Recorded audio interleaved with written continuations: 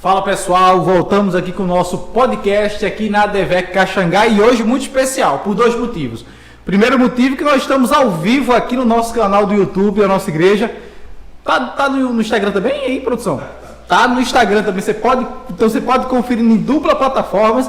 E o segundo motivo desse podcast ser especial é o nosso pastor querido Miguel Ângelo, tá aqui conosco, ministrou agora no último dia da conferência, na última etapa na verdade, da conferência dos interligados, que está com a gente, nos dando a honra. Como é que você está, pastor? Graças a Deus, tudo bem. Paz do Senhor para você que está nos ouvindo. Prazer estar com vocês aqui.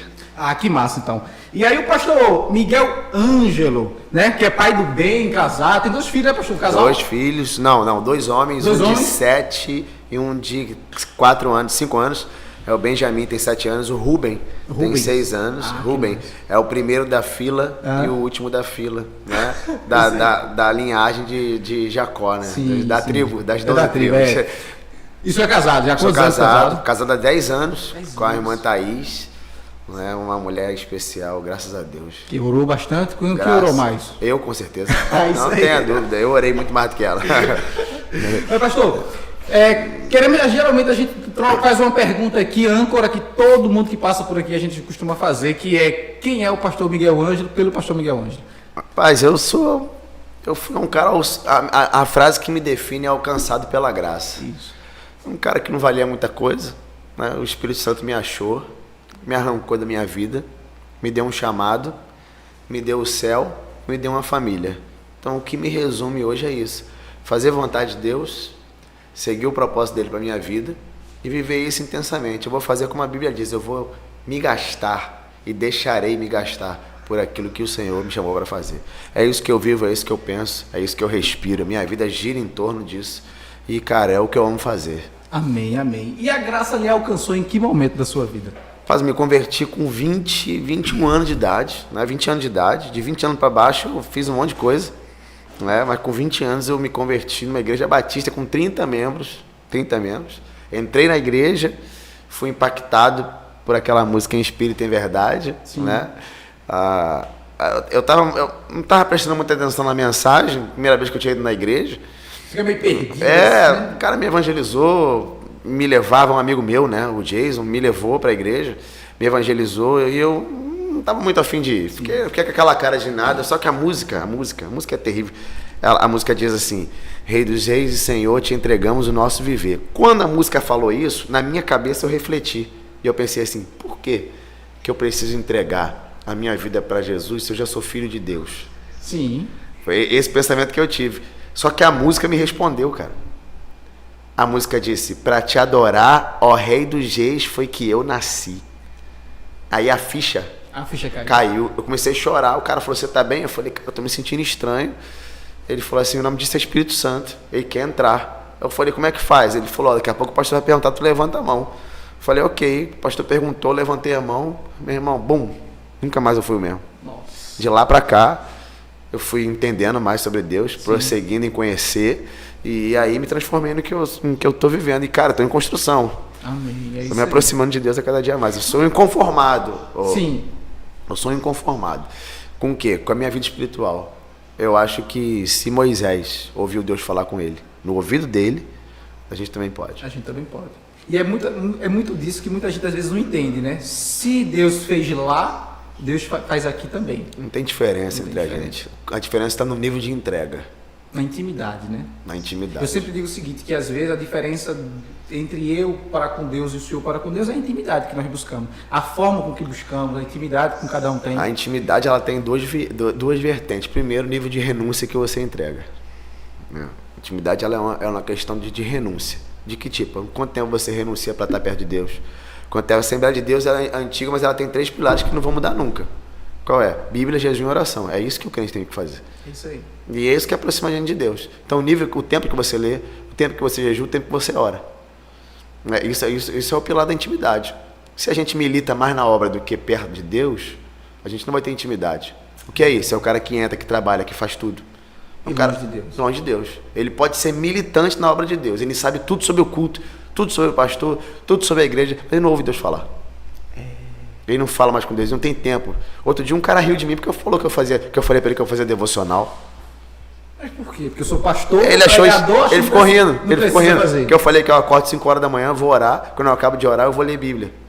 Aí ele, mas por quê? Tu vai ler a mensagem, tu vai pregar? Não, vou ler pra mim, tô lendo Números e Romanos, eu sempre leio um texto do Antigo e do Novo. Sim. Eu tô ouvindo Deus falar comigo na carta de Eu tô Romanos. lendo Números também, tô lendo no capítulo 7 de Números. Não tô lendo pra pregar à noite, eu tô lendo pra Deus falar comigo, eu preciso ler, eu preciso ser alimentado por aquilo.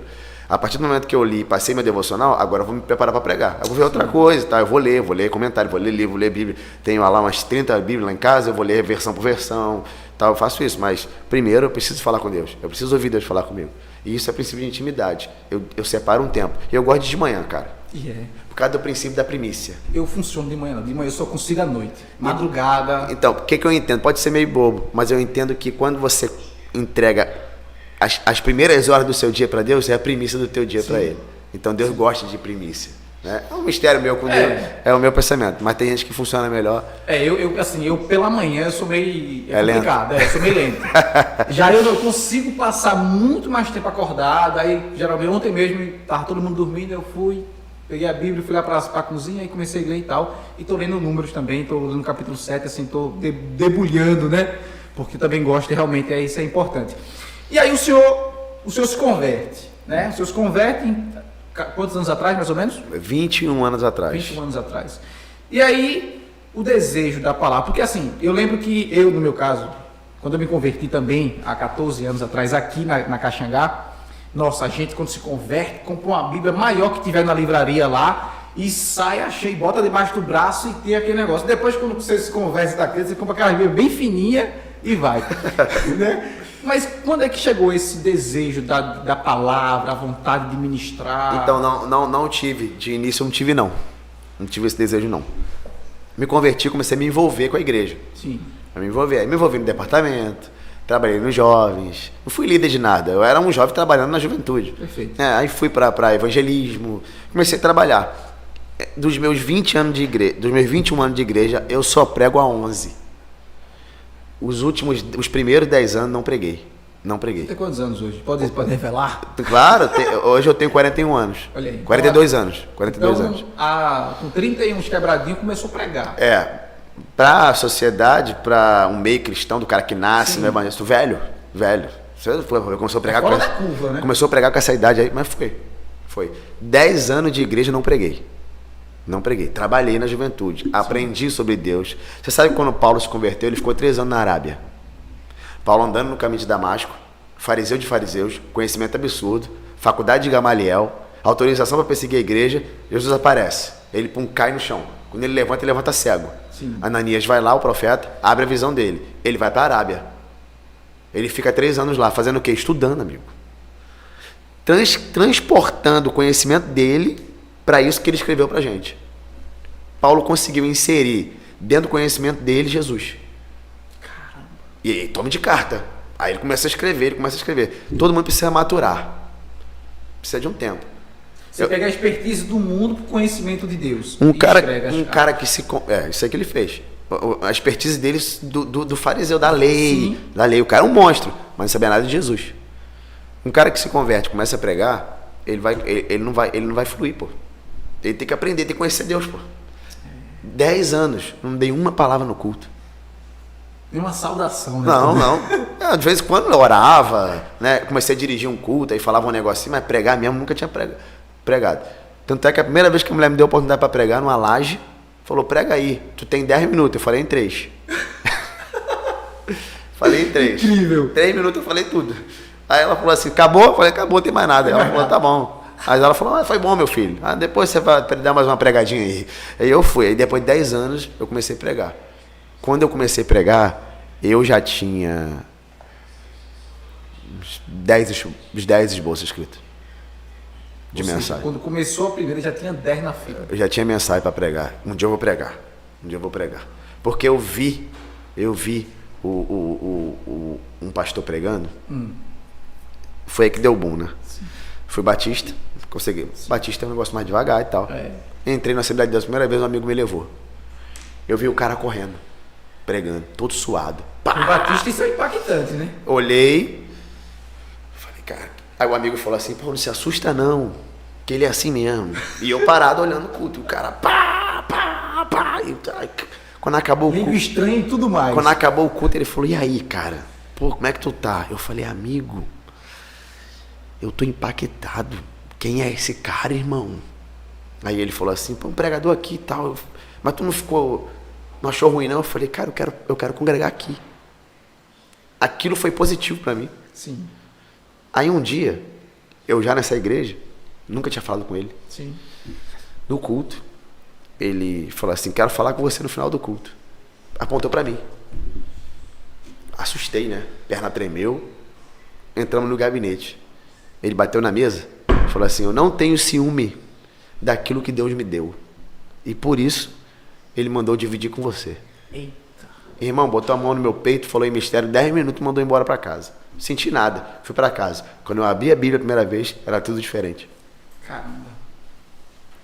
Aí eu fui, mano. Aí começou. Aí eu comecei. Eu lembro do primeiro texto que Deus me falou comigo. Elias, os profetas de Baal. O primeiro texto. Eu li e Deus falou comigo, tá vendo aí? 7 mil homens contra um cara. E ele tá rindo deles. Sabe por quê? Ele confia em mim. Foi a primeira revelação que eu tive na Bíblia. Eu falei, uau. Aí a mulher falou pra mim assim. A cabeça vai... A missionária falou assim, tudo que Deus te der, você anota nesse caderno. Me deu um caderno. Comecei a escrever. Aí comecei a pregar. Tinha uma oportunidade, pregava 2 vezes no mês, depois 3, depois 4, até chegar onde eu tô pregando. Porque assim, hoje... pode-se dizer, acho que eu pelo menos considero o senhor um dos melhores pregadores que nós temos hoje no Brasil. A DEVEC nem se fala, mas a DEVEC, hoje a gente tem a nata hoje na nossa igreja. Graças a Deus a gente pode, não vou dizer nos gabar disso não, mas nós temos hoje a nata dos pregadores. Eu não consigo pensar desse jeito, né? Eu tenho muitos amigos, pô, eu gosto de você ver você pregando e tal. É um negócio que hoje eu tenho um foco. Sim. Um foco. Qual é? Eu preciso salvar o máximo de vidas que eu puder salvar. É isso aí. Esse tem que ser o... Hoje eu tenho foco, eu não ligo para arrebentar. Não, porque virou, né? Tem essa expressão engraçada. Uma parada que não... Eu tenho um foco. Pregar e ver a gente se converter. Perfeito. Mas aí quando aí a gente falou aqui de ADVEC e tal, quando é que o senhor entra na ADVEC ou a ADVEC entra na sua vida? Não, aí fiquei na igreja desse rapaz, mas me mudei para muito longe. Eu não conseguia ficar. Não dava pra fazer. A logística era meio complicada. Tava muito ruim. Não tinha dinheiro, um moleque novo. Era de comunidade? Começando a trabalhar. Não, nunca fui de comunidade. Morei perto e tal, bem pertinho. Eu falo porque o Rio tem muito. Não, eu morei perto de comunidade, meus amigos eram de comunidade, mas eu me converti, eu fiz um concurso público para a Prefeitura do Rio. Ganhava muito pouco, com R$600, mas era um concurso. Sim. E eu comecei a trabalhar e eu já comecei a namorar minha esposa e falei, cara, eu preciso casar. E não consegui ir para a igreja. Ela falou assim, olha, eu fui da Assembleia de Deus Vitória em Cristo, eu tô voltando para lá, e vamos comigo, aí veio para cá, há 10 anos atrás, há 11 anos atrás mais ou menos. Lá na Penha, não? Lá na Penha, fomos para Penha, na verdade eu congreguei na ADVEC Vista Alegre, que é uma ADVEC pequenininha, onde eu fui líder de jovens, e onde eu fui indicado. Para ser, não, na verdade fui indicado em Oaíba, em outra ADVEC, tudo por ali. Sim, e aí o pastor Henrique me indicou, eu fui consagrado pastor. Dentro da ADVEC. Isso foi em que ano? Que eu fui 2017. Em 2013, cheguei na ADVEC, preguei a primeira vez na ADVEC, né? Já pregava muito devagar, na ADVEC uma primeira oportunidade.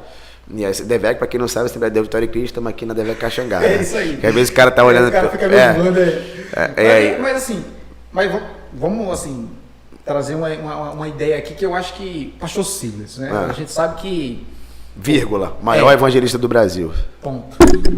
E aí o que acontece? Acontece isso aqui, ao vivo acontece tudo. E aí como surgiu o convite? Porque assim, eu entendo, não só eu, mas muita gente que do dentro e fora da ADVEC, do meio cristão ou não, sabe que quando você tem a oportunidade de chegar para ministrar no púlpito da sede, né, nacional, não só das ADVECs, você é algo assim que você fala assim, esse é o cara. Porque eu vejo, muitos pregadores hoje já eram pastores, mas se revelaram através do pastor Silas. Exemplo, o pastor Cláudio Duarte, entre outros que começaram... Ele tem uma unção de revelar pessoas, né? Primeiro que o pastor Silas não tem medo de sombra. Isso. Ele não tem esse problema. E ele também tem a característica de formar pessoas. Perfeito. Né? Se ele vê que você tem, ele vai te dar, ele vai te enxertar. E ele fez isso comigo. E aí como é que foi esse convite? Assim, não... O que acontece, né? A igreja é muito grande, sede muito grande, né? Uma igreja para ser 1.000 lugares. quem te convida, se é desse ponto que você está falando, não é o próprio pastor Sim, convida, sim. quem liga para você é a secretária da igreja. Claro. É óbvio que é altamente assustador, né, aquilo. A secretária, o pastor pediu para você vir pregar aqui. Você... Não, mas alguém zumbiu lá, assim. Alguém chegou lá e disse, pastor, o menino aí é bom. Não, então, o que acontece? Quando ele colocou, a história é essa, vamos lá. A história é o seguinte. O pastor me viu eu trabalhando e me deu a oportunidade de dirigir uma igreja nossa. Você já foi dirigente. Calma, vou te explicar. A DEVEC em Uaíba. Porque o meu pastor foi para São Paulo e o pastor me deu a oportunidade de eu dirigir a igreja. Perfeito. Então o pastor me levou para jantar, o pastor da igreja, o pastor Henrique, bravo, falou assim, amigo, o pastor, eu tô indo para São Paulo, o pastor vai colocar você para dirigir a igreja. É linda a igreja, eu amo aquela igreja, está no meu coração. E eu falei, não posso. E ele falou, não pode? Aí eu falei, porque, pastor, eu gosto de pregar. Ele falou, vai pregar na igreja. Eu falei, não, eu não quero ficar preso na igreja. Ele falou, mas eu vou falar o quê, pastor, que tu não quer? Eu falei, Aí ele falou com o pastor Silas, que eu tinha um chamado de pregador. Isso. Pastor, o garoto tem um chamado, ele não quer dirigir a igreja. O pastor não falou nada para mim. Na reunião de obreiros de 2017, o pastor Silas falou, cadê Miguel Ângelo? Eu levantei, 400 obreiros, fiquei de pé. Aí ele falou assim, irmãos, esse menino ali não quis dirigir a igreja não. Irmão, pensa no medo. Minha perna tremeu, amigo, eu olhei para ele, aí ele falou assim, mas eu gostei. Porque eu gosto de gente que tem convicção. Você disse que não queria dirigir a igreja, que era pregador. Então eu vou te consagrar pastor. E você vai pregar. Eu acredito nisso. Porque quem tem convicção vai longe. E pá, eu comecei a chorar. Aí ele me consagrou e falou assim, você está liberado. Não me ajudou em nada, ele me liberou. Um ano depois, né, ele já sabia quem eu era. Foi quando ele me colocou na Quinta da Vitória. Aí colocou o nome na rádio. Então, colocou. Pregar com ele realmente é muito difícil. É assustador, mas ao mesmo tempo é uma... O que é pregar com ele sentado ali? O que é? É terrivelmente maravilhoso. Sim. Essa é a expressão. Por quê? É terrível porque ele é o cara. É maravilhoso por quê? Porque o teu pastor acredita em você. Isso é sensacional. Sabe? Ele senta para te ouvir porque ele sabe que você tem uma mensagem para entregar. Isso é fantástico. Isso é fantástico. E esse é o pastor Silas. Infelizmente, as pessoas têm uma visão errada dele. Perfeito. O cara que ele é. Assim, e é o que acontece muito, no caso, a gente aqui mesmo na nossa filial, a gente tem muito disso. Quando o nosso pastor ele faz assim, tal dia você vai... Às vezes o pastor Moisés manda um zap, você tal dia o pastor S pediu. A primeira pergunta é, pastor S vai estar? Essa é a pergunta. Pastor S vai estar? Não, vai. Aí eu, beleza. Não, ele não vai estar. Aí eu fico com mais medo porque ele não vai estar. Quando ele está, você vai. Então, mas é essa consciência. Nunca vi o pastor, tá errado, não sei o que. Pelo contrário. Ele senta, ele ouve, ele dá glória. Ele incentiva você, cara. O pastor Silas é fantástico. Ele incentiva você, ele quer que você desenvolva, ele acredita em você, ele fala. Tem mais gente que prega muito mais do que eu aqui. Verdade. Ele fala nas isso. Nas reuniões de obreiro, mesmo nas Santas Ceias aqui, ele fala. Ele fala isso, eu acho difícil. Que tem alguém que prega mais. Eu acho difícil, mas ele diz isso. Mas é um cara fantástico, ele é um cara de incentivo. Ele fez isso comigo, cara.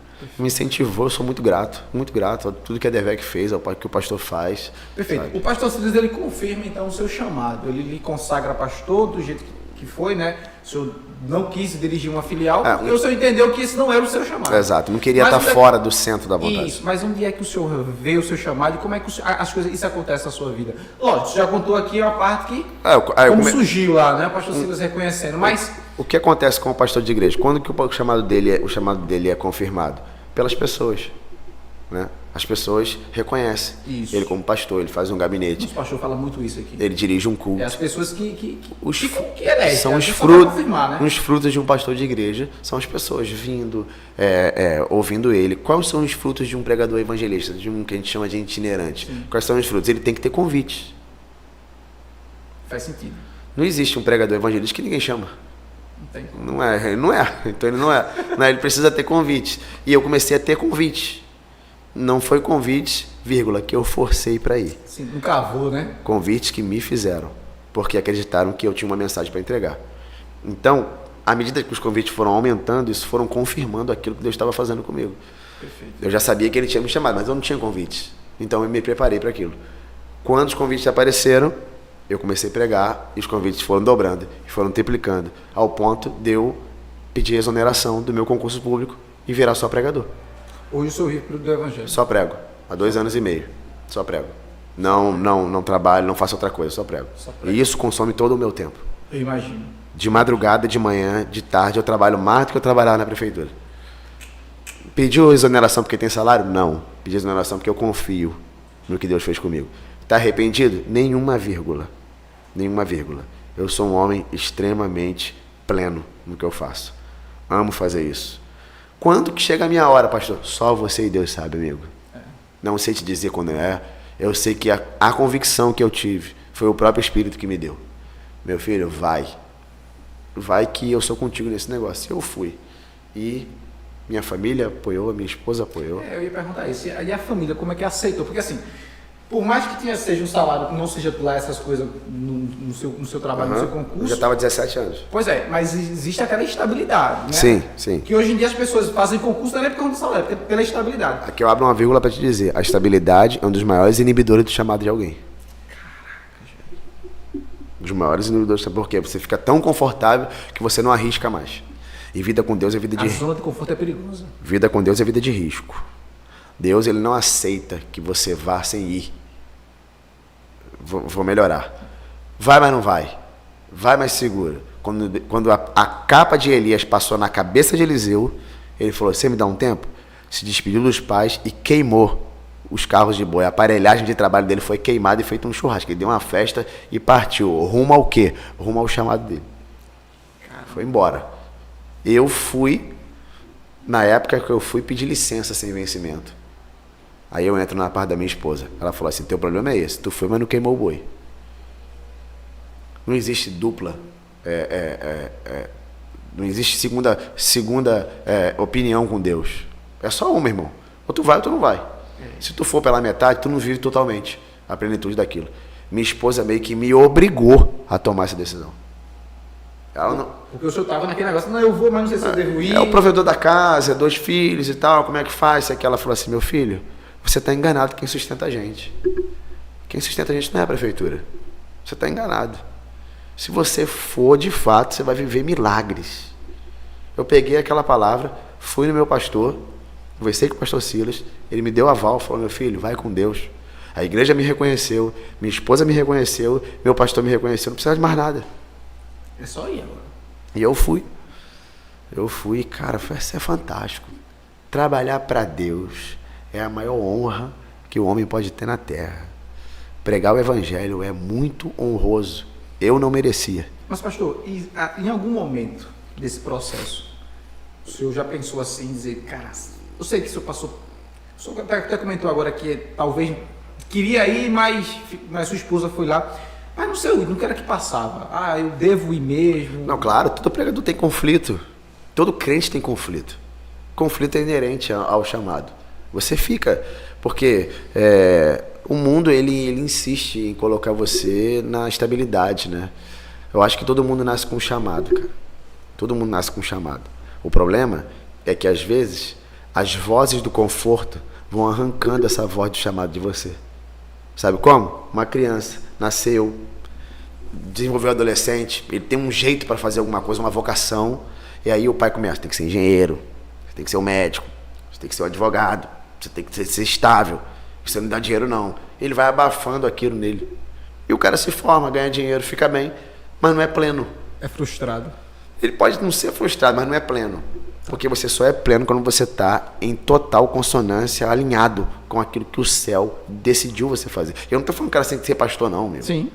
Tô falando que ela tem que... Porque chamada não é só ser pastor, né? Você pode ter um chamado na vida. John Bevere escreve no livro Movidos pela Eternidade que um cara era um contador e decidiu ser pastor. Quando ele morreu, chegou no céu. Deus olhou para ele e falou assim, você foi um bom pastor, mas você seria o melhor contador da terra. Aí vira a cena para uma mulher, uma dona de casa. Ela falou assim, Senhor, mas eu fui só dona de casa. Ela falou, mas você criou seus filhos de uma forma tão poderosa que eles vão dar frutos para a eternidade. Caramba. A questão não é o chamado, a questão é onde você está com ele. Sim. Entendeu? Se você estiver alinhado com a vontade de Deus, você pode ser um diácono, mas você vai ser o diácono. O diácono. Porque Estevão era diácono. Amém? Estevão era o baita de um diácono, irmão, que foi apedrejado e os rostos dele, o semblante dele, denunciava para onde ele... Porque o teu semblante denuncia para onde você vai. Marca aí, Lucas 9:51. E o rosto de Jesus denunciava que ele estava indo para Jerusalém. Quando você descobre o seu chamado e está alinhado com ele, o teu rosto denuncia o teu destino. Forte isso aí. Ele mostra onde você vai. E isso era tão forte nele, que quando ele foi caminhando para Jerusalém, tentou ficar numa aldeia de samaritanos. E os samaritanos disseram, você não vai ficar aqui. Ele falou, por quê? Porque o teu rosto está dizendo para onde você vai. Quando o teu rosto denuncia o teu chamado, é porque antes de você chegar, tu já chegou. Tu já está lá. O rosto de Moisés brilhou quando desceu do monte. O rosto de Estevão era como de anjo quando ele estava morrendo. O rosto de Jesus dizia que ele ia para Jerusalém. Quando Pedro fugia de Jesus, alguém falou, você parece com ele, porque o rosto dele denunciava que ele era discípulo. O teu rosto denuncia, o teu jeito denuncia, a tua forma de falar, de olhar, de dizer, denuncia quem você é. Você precisa denunciar sem precisar falar. Frase famosa, atribuída a Agostinho, não sei se é dele mesmo, mas prega o evangelho, se for preciso, use palavras. O que ele está dizendo? Prega com a vida. O teu chamado diz quem você é. Tem gente que não flui bem no chamado. Por quê? Porque talvez não esteja alinhado com o tempo ou com o lugar. Mas quando tu alinha tudo, acabou, você vai fluir. Um chamado tem que dar fruto. Tem que dar fruto. Não existe pregador sem convite, não existe pastor sem ovelhas, não existe cantor sem música. Sem música não tem como. Entendeu? Você tem que desenvolver alguma coisa. Vai alinhar, pô. Uma hora vai alinhar. E aí esse chamado foi muito claro na sua vida, sua esposa apoiando, família, todo mundo. Minha esposa falava, meu filho, vambora. Eu falava, tem certeza? Rapaz, eu vou aqui um conselho para a juventude que está aí, que você não casou ainda, irmão, casa com a mulher certa. Sabe por quê? Porque se tu errar no casamento, porque todo homem que chega em algum lugar, ele tem uma mulher por trás dele. Errou no casamento, você vai ter dois trabalhos, tentar consertar isso, tentar viver teu chamado. É um trabalho que seria desnecessário. É um esforço totalmente desnecessário. Se você casar certo, você está alinhado com ela. E aí é fantástico. É mais fácil chegar onde tem que mais chegar. Mais fácil, por quê? Porque todo pregador chega em casa dizendo que não prega nunca mais. Por quê? Porque tem dia que o céu fecha. Já aconteceu com o senhor? Claro. Sempre. Tu vai numa batida, pá, vou arrebentar, chega lá, pum, dá nada. Uma água. Igreja assim, ó. É o quê? Tu tá lá, parece que está sozinho. Faz apelo, vem ninguém. Chega em casa e fala assim, que pregador sou eu? Aí sabe o que ela fazia comigo? Vem cá, ajoelha aqui. Senhor, teu filho, tu chamou, tu fez. Se é uma mulher que diz pra mim, você não é pregador mesmo não. Tem que melhorar isso aí. Foi horrível, tal. Tu vai embora, tu não aguenta, pô. A cabeça fica bugada. Você não consegue. Então, uma pessoa que te apoia, é tudo. Se ela não tivesse me apoiado, talvez eu não estaria aqui. É o seu pilar. Talvez eu não estaria aqui. E você que é pregador, amigo, você acostuma com um dia ruim também. Isso é importante. O pastor Silas explica o seguinte, Deus fecha o céu para mostrar que quem manda no céu é ele. Não é que você não tem poder de fazer nada. Porque um chamado, ele diz respeito a quem chama. Né? Já viu o mensageiro medieval, como é que funcionava? Não, como? Mensageiro medieval, 2 reinos. Um reino quer fazer paz com o outro. Né? Ele manda o mensageiro. Certo. O mensageiro vai com uma mensagem. Ele tem imunidade, o reino de lá não pode matar ele. Ele tem o status do rei, porque ele está falando em nome do rei. Sim. Né? Ele tem a comitiva, né, que vai junto com ele. Ele vai entregar uma mensagem diretamente a um rei, ele não vai passar por nenhum subalterno, ele vai entregar. Só que ele não é o rei. Ele tem a mensagem do rei, ele tem a imunidade, ele não mata o mensageiro, é contra a regra, contra a lei matar o mensageiro. Ele tem o status, né, porque ele está entregando uma mensagem direto do rei, mas ele não é o rei. A comitiva do rei. Ele vem junto, ele carrega a bandeira do reino, mas ele não é o rei. Ele tem tudo do rei, mas ele não é o rei. O rei está lá. Porque ele tem a mensagem. Porque ele tem a mensagem. Somos nós. Caramba, isso é fantástico. Nós temos a mensagem. Nós temos a comitiva. Nós levantamos uma bandeira. Nós temos a imunidade. No Antigo e no Novo Testamento. Aquele que habita na sombra, nos esconderijos do Altíssimo, a sombra do Onipotente, você está debaixo de uma sombra. Você tem imunidade. 1000 cairão ao teu lado, 10.000 ao teu direito, tu não será, você tem imunidade. Novo Testamento tem, mal nenhum te sucederá. Praga nenhuma chegará à tua tenda. Beberás coisas mortíferas. Sabe? Pisarás, tal. Você vai conseguir. Você tem imunidade do rei. Mas você não é o rei. Você entrega a mensagem do rei. A gente tem imunidade. Quando o cara acha que ele é o rei, aí ele... Vai entrar nisso mesmo? Vai.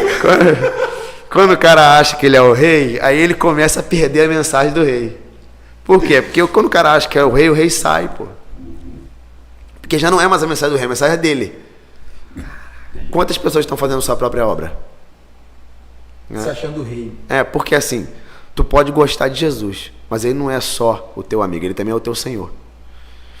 Uma coisa é você reconhecer, eu tenho amigos meus que não são crentes que dizem, mas Deus é meu Deus. Eu falo, tem certeza? Aí o cara, não tem, Deus é meu Deus, eu gosto da Bíblia, eu sei que, mas ele é o teu Senhor? Porque existe uma diferença entre você reconhecer Jesus e ele ter o senhorio na tua vida. Porque o Senhor, você obedece. Vou dar mais um exemplo medieval aqui. Quando um reino tomava o outro, esse reino tomado virava propriedade do reino que tomou. Aí esse reino tinha que usar a roupa do outro reino, as leis do outro reino, a forma do outro reino. Porque para ser filial desse reino, ele teria que fazer igual o reino, obedecer a ordem agora daqui. Ou seja, se você faz parte do reino de Deus, você tem que usar a roupa do reino, falar a mensagem do reino, proferir o nome do rei, porque senão você não faz parte do reino. Você está no reino, mas não faz parte do reino. Você está num ambiente, nas cercanias do reinado, mas você não é o do reinado. Hoje poderíamos dizer que você é o embaixador, seria? Nós somos os embaixadores de Deus na terra. Nós temos uma mensagem aqui, ó. Nós temos uma mensagem. E está tudo escrito. Para ninguém inventar nada. Entendeu? Está tudo escrito. Nós temos o respaldo, né? Ide por todo mundo e pregar o evangelho. Temos o respaldo, temos a mensagem e temos a imunidade. Mal nenhum te sucederá. Pastor, e os caras que morrem? Se você acha que morrer pelo reino é algo trágico, repensar o conceito, né? Aqui não. Aqui não. Quem morre pelo reino, grandes honras. É uma honra. Quando Jerônimo viu a cruz, né, o imperador disse que queria os tesouros. John Fox, fica a indicação, Livro dos Mártires, John Fox. Quando o imperador disse que queria ver os tesouros da igreja, ele falou assim, dá 2 dias que eu vou trazer os tesouros da igreja. Trouxe um monte de mendigo, irmão, leproso, gente. Falou, os tesouros da igreja são pessoas, não é dinheiro não. O imperador ficou endemoniado, falou que ia matar ele. Falou que ia botar ele em cima de uma chapa quente, falou que ia cortar as entranhas dele. Não, melhor, vou colocar. Aí ele falava para o imperador, o senhor está falando demais, faça logo. O imperador, eu quero, prepara uma cruz para ele. Quando ele viu a cruz de longe, ele falou assim, ó cruz, quanto tempo eu almejei ser pregado em ti. Aonde estão esses homens? Aonde estão esses homens? O senhor lê muito? Muito. Recomende aí uns 3 livros para a gente. Recomendo. M. Bonds, né, Poder pela Oração, livro fantástico. Segredos do Lugar Secreto, do Bob Sorge. Poder Secreto da Oração e do Jejum, Mahesh Chavda. Porquetar do Pleno Avivamento, Leonardo Ravenhill. Livros fantásticos. Livros clássicos como Bom Dia Espírito Santo, vale a pena. Uma Vida a Propósito, Rick Warren, né? Caçadores de Deus. Livros clássicos. Livros de oração. Livros teológicos. Martin Lloyd Jones, Pregação e Pregadores. Livro top para pregador. A Cruz de Cristo, de John Stott. Comentários bíblicos. Beacon. Champlin tem que ter, né? O cara comentou o Novo Testamento inteiro em 6 livros e o Antigo Testamento inteiro em 4. Assim, o cara fez uma enciclopédia, custa mais de R$1.000, mas o investimento é bom. Vale muito bom. Hernandes Dias Lopes tem bons comentários, mas livros que mudaram a minha vida.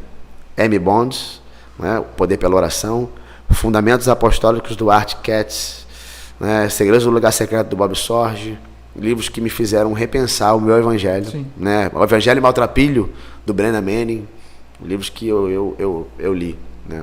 O senhor deu aula no CDM aqui, né? Curso de Desenvolvimento Ministerial. E sim. Aí como é que foi o convite, assim? Porque, assim, é algo bem top. Assim, foi meu professor, por sinal. Foi aprovado, né? Foi aprovado. Graças a Deus. Ainda bem. Não, minhas provas são muito simples, você deve ter visto, porque eu não acredito que o cara é medido por uma prova. Sim. Eu acho que esse é um sistema que se o cara não estiver muito bem no dia, vai definir tudo que ele fez ali por causa daquela prova. Enfim, quem recebeu o convite do coordenador do CDM, né, o pastor Fernando Besler, e ele pediu para falar da minha área, que era de evangelismo. Então eu falei sobre evangelismo e missões. Isso. É um negócio que eu gosto de estudar. E foi uma experiência muito boa, muito boa. Se eu não me engano, esse ano, 2024, que a gente está, né? Eu devo dar aula de novo sobre isso. E é um assunto que eu gosto, porque é o que eu vivo. Mas o senhor foi evangelho assim, no sentido de sair pra rua? Existe vários tipos de evangelismo, né? Vamos lá. O evangelismo em si, hoje ele tá muito direcionado para o cara ir na rua entregar panfleto. Isso. Mas isso não é só um evangelismo. Você está falando do evangelismo corpo a corpo, evangelismo pessoal. Isso. É quando o cara sai para a rua com um panfletinho, ele vai lá. Deus, Jesus te ama, ele está evangelizando. Só quando você prega numa igreja, você evangeliza. Claro. Quando você posta alguma coisa na tua rede social, você é evangelismo. Quando alguém te pergunta sobre a tua vida, você prega ela, você é evangelista. Então, todo mundo tem uma veia, né, evangelística. Ele fala alguma coisa do evangelho. A tua vida, ela é um evangelismo. Quando alguém olhar para você e falar, pô, mas esse cara é diferente. Parece sem palavras, né? Você está evangelizando. Então eu acho que o evangelismo ele tem um amplo sentido, o evangelismo. Agora, se você fala de evangelismo de corpo a corpo, gosto também. Sim. Ar livre, fui o pregador do ar livre. Caixinha, né? Microfone na mão, bota na praça. Eu fiz isso. Sim. Quando eu era jovem, juventude, fui líder de jovens aqui na igreja, levava a juventude para a rua, tocava. Fui líder de jovens durante 3 anos na DVEC Vista Alegre. Fui líder de jovens, fiz congresso, festividade da juventude. Fiz a festividade, trabalhei com jovens, fui líder de jovens, foi uma experiência fantástica. Foi muito bom. Muitos BOs, uau, muito. Você foi um aí, contei pra gente, porque ser líder de por exemplo, ser líder de jovem, eu vejo aqui, eu nunca fui, mas eu acompanho aqui Foi ali na juventude que eu descobri que eu não ia ser pastor de igreja. Que não ia ser? Porque eu administrava um negócio e falava, não quero isso aqui pra minha vida não. Porque o líder de jovens, ele tem meio que uma igreja menor dentro da igreja, né? Igreja, exatamente. Ele é o pastor do cara. Um BO de jovem. Cara, uma coisa que eu não lido bem é gratidão.